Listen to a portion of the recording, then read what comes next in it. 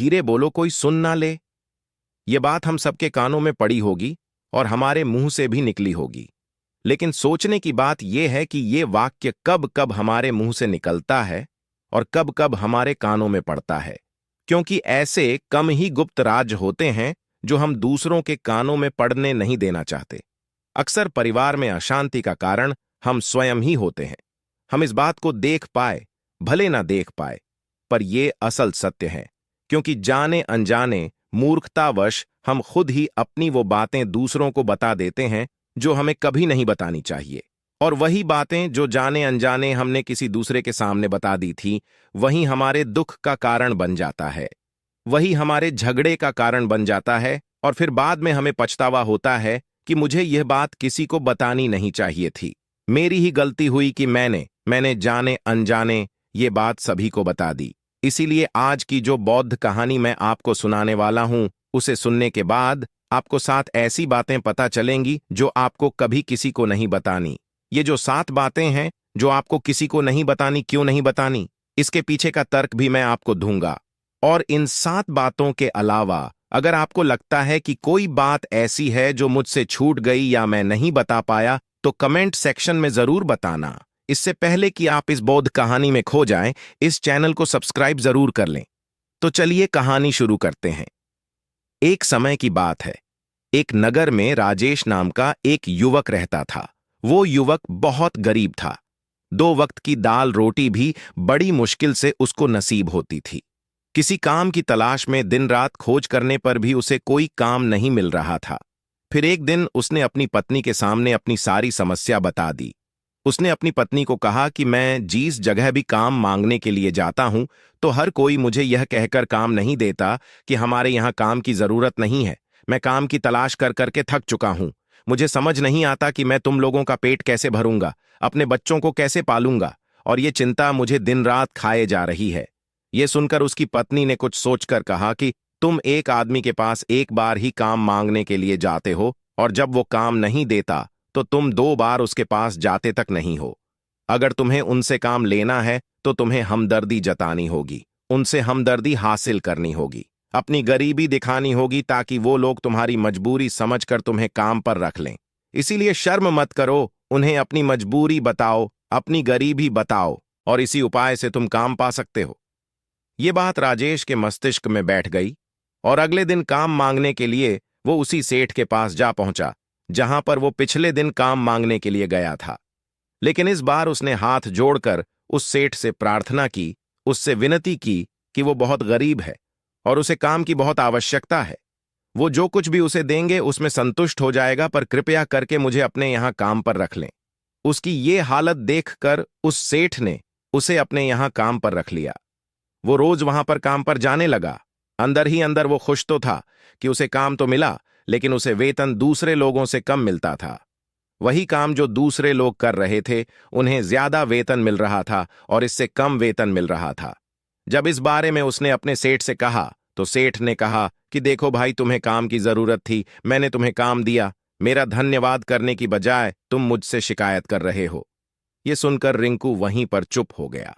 बात कहीं ना कहीं सत्य थी। सस्ती सेठ ने तो उसे उसकी मजबूरी के हिसाब से ही काम दिया था, और इसीलिए वो उसे अपने अनुसार ही वेतन देता था। लेकिन धीरे धीरे उसने ये बात अपने सगे संबंधियों और अपने दोस्तों को भी बताना शुरू कर दी कि उसका सेठ कैसा आदमी है और उसे कितना वेतन देता है। समय बीतता रहा और राजेश पूरी लगन के साथ अपना काम करता रहा। लेकिन अब परिस्थितियां बदलने लगी थीं। सेठ अब राजेश से दूसरे लोगों से ज्यादा काम लेता था और उसे कम वेतन उसे देता था। यह बात राजेश के मन को बहुत खलती थी। वो दूसरों से ज्यादा मेहनत कर रहा है और उनसे कम वेतन पा रहा है। इससे उसके आत्मसम्मान को बहुत गहरी चोट पहुंची। अब धीरे धीरे उसका मन अपने काम से हटने लगा। उसका मन काम में लगता ही नहीं था। जाहिर सी बात है कि ऐसी जगह किसका मन लगेगा जहां आदमी को अपने आत्मसम्मान के साथ समझौता करना पड़े। इसीलिए जल्द ही उसने अपना काम छोड़ दिया और वो घर पर आकर खाली बैठ गया। अब उसके पास घर का खर्चा चलाने के लिए भी पैसे नहीं बचे थे। इसीलिए उसने अपने सगे संबंधियों और अपने दोस्तों से सहायता मांगने शुरू की। लेकिन उसके दोस्त उसके सामने तो उसे दया का पात्र समझते थे, उसे दिलासा देते थे, लेकिन पीछे से उसका मजाक उड़ाते थे। वो कहते हैं कि कितना बेवकूफ है, सेठ ने इतना काम लिया और बेचारे को पैसे भी नहीं दिए। अरे हम इसको पैसे दे दे तो ये कल हमारा भी पैसा वापस कर पाएगा। इसकी ऐसी हालत है, काम तो इसके पास कुछ है नहीं, पैसा कहां से लाके देगा। और इसी वजह से राजेश की हालत दिन ब दिन खराब होती जा रही थी। अब वो दिन रात तनाव में रहने लगा था। वही दोस्त, वही सगे संबंधी जो उसके अपने होने का दिखावा कर देते, वो उसे दया का पात्र समझ रहे थे। उन्हें उसके ऊपर तरस आ रहा था। सब लोग आकर उसे ज्ञान तो बहुत देते थे, लेकिन कोई सहायता नहीं करता था, और अक्सर ऐसा ही होता है।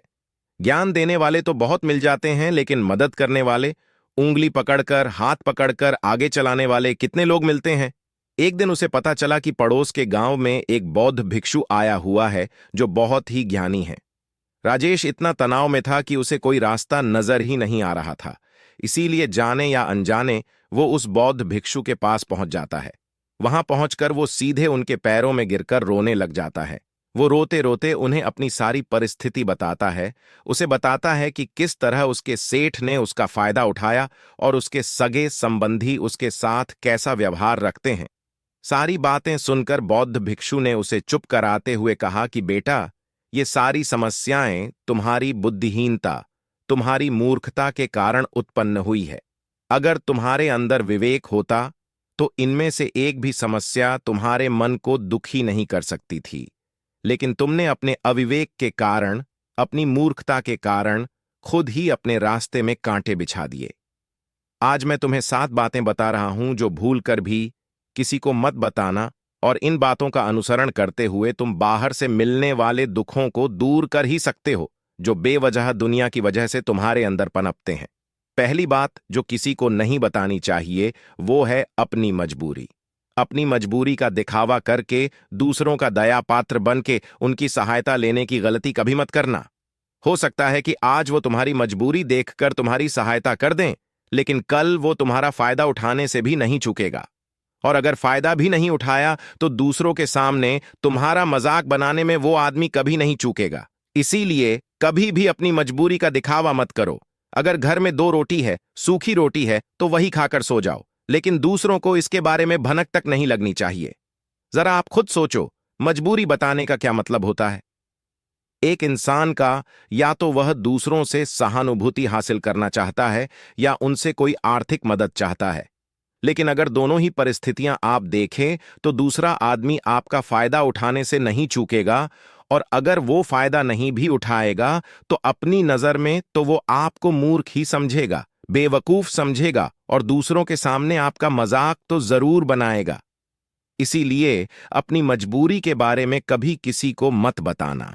दूसरी बात जो किसी को भी नहीं बतानी चाहिए वो है अपनी अतीत की गलतियां और भविष्य की रणनीतियां। जरा सोचो कि अगर हम अपने अतीत की गलतियां किसी दूसरे को बताते हैं तो उसका क्या प्रभाव होगा।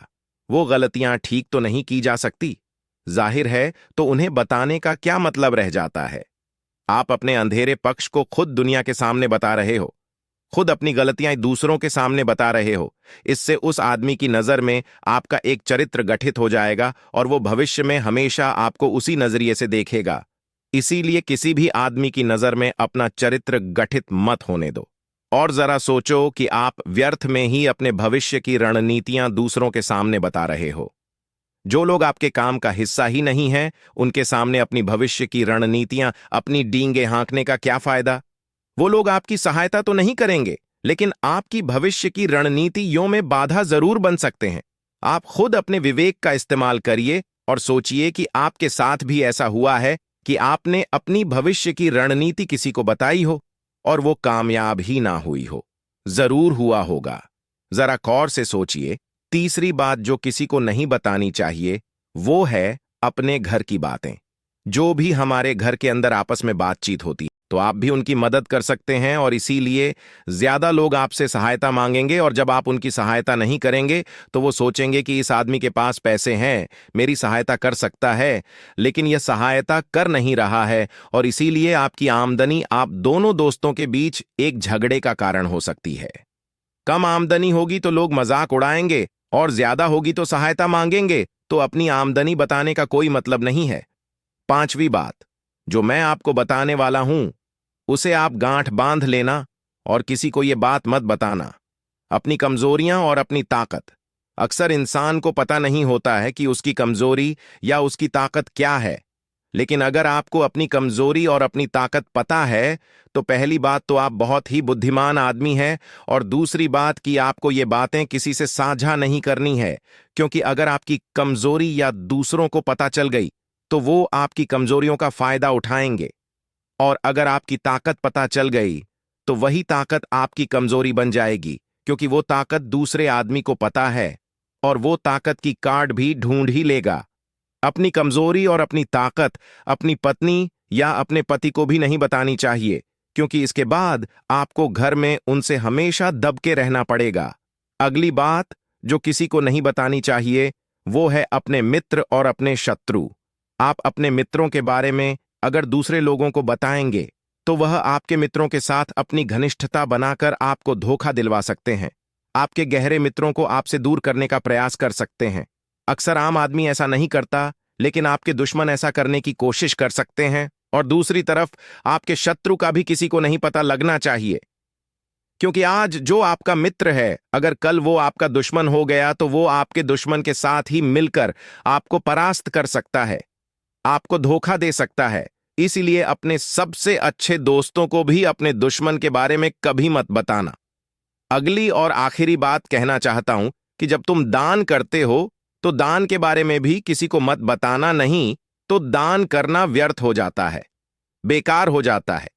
जब आप अपने दान का ढिंढोरा पीटते हो तो आप ये बता रहे हो कि मैं कितना बड़ा दानी पुरुष हूं, और ये आपके अंदर एक अहंकार निर्मित करेगा। इसीलिए दान गुप्त रूप से किया जाए उतना ही अच्छा होता है, उतना ही फलदायी होता है। जब आपका बायां हाथ दान कर रहा हो तो दाएं हाथ को बिना पता चले कि बायां हाथ दान कर रहा है। ये 7 बातें जो बौद्ध भिक्षु ने राजेश को बताई, इनमें संसार के सभी सिद्धांत छिपे हुए हैं। इन बातों का अनुसरण करते हुए आप अपने घर में सुख शांति बना सकते हैं और घर के झगड़े हमेशा के लिए दूर कर सकते हैं। आप इन बातों के बारे में अपने विवेक से भी सोचेंगे तो आपको यह बातें सच मालूम पड़ेगी। हमारा कहानी सुनाने का मकसद यही है कि आपका विवेक जागृत हो। आप खुद उन बातों के बारे में सोचें जो हम आपको बता रहे हैं, और अगर हम गलत है तो आप कमेंट सेक्शन में वो बात जरूर बताएं जिस पर हम गलत हैं, और इनके अलावा भी अगर आप कुछ जानते हैं तो उन बातों को भी कमेंट सेक्शन में जरूर डालें। तो दोस्तों, कैसी लगी आपको ये कहानी? कमेंट सेक्शन में जरूर बताना। तो मिलते हैं अगली कहानी में, तब तक के लिए अपना ख्याल रखें।